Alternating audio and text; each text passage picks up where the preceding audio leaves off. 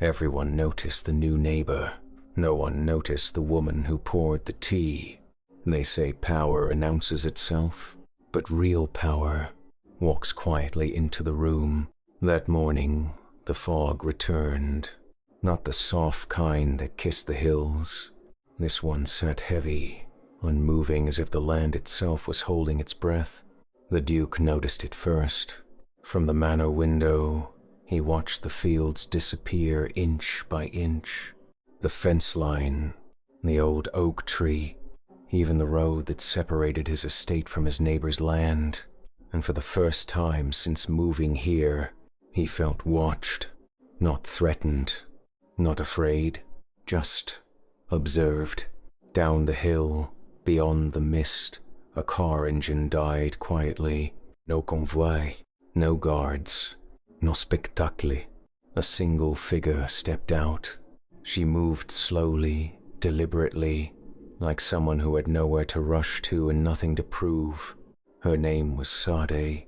She was young, afro-haired, graceful, in a way that came from self-possession, not softness, the kind of woman men underestimated, right before they regretted it. She walked toward the small service gate separating the estates. The guard hesitated. She didn't raise her voice, didn't flash credentials, didn't demand entry. She simply looked at him and said, "I'm expected." The guard swallowed. Somehow, he believed her. Inside the manor, the Duke was still watching the fog. He didn't know why his chest felt tight, or why his instincts honed over decades of aristocratic survival were suddenly alert. Then the butler entered. "Sir," he said carefully, "there's a woman at the lower gate." The Duke didn't turn. "What kind of woman?" The butler paused. "The kind," he said, "who doesn't wait for permission." That made the Duke turn. Minutes later, Sade stood in the manor's receiving room. The space had intimidated diplomats, ruined politicians, and bent men with titles older than nations. She stood unmoved.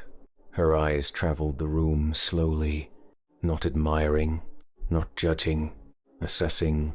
When the Duke entered, silence followed him. He studied her. She met his gaze, didn't bow, didn't curtsy, didn't smile. That was mistake number one, or so most people thought. "You're on private property," the Duke said calmly. Sade nodded. "So are you," she replied. A dangerous answer. The Duke felt it then. That quiet shift in the air. Not confrontation, recognition. "And who," he asked, "might you be?" Sade stepped forward once, just once. "My employer sends his regards," she said. "And a message." The Duke's eyes narrowed. "I don't receive messages from strangers." Sade's lips curved not into a smile, but something sharper. "Then it's fortunate," she said softly, "that he isn't a stranger." The room felt colder. The Duke's voice dropped. "Your employer has a name." "Yes," Sade replied. "He prefers you don't say it out loud." Silence stretched. Somewhere, a clock ticked. Sade leaned slightly closer. "He says," she continued, "you've been very curious lately."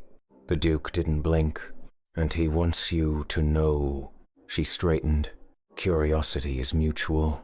For the first time in years, the Duke felt something unfamiliar. Not fear, interest. Outside, the fog thickened, and far beyond the manor walls, the Mafia king smiled, because the game had finally begun.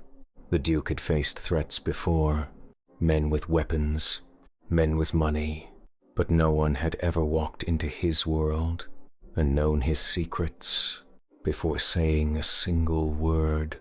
That morning she was already there. The fog had not yet lifted from the estate grounds when the Duke noticed her. She stood near the old stone fountain, still, unmoving, not pacing, not hiding, just waiting. She wore a dark coat, simple but elegant. Her posture was calm, not curious, not nervous. It unsettled him. Visitors announced themselves here. Staff followed rules. Strangers were stopped long before reaching the courtyard. Yet she stood inside his world, as if she had always belonged there. The Duke did not go outside immediately. He watched, and then she looked up, straight at his window.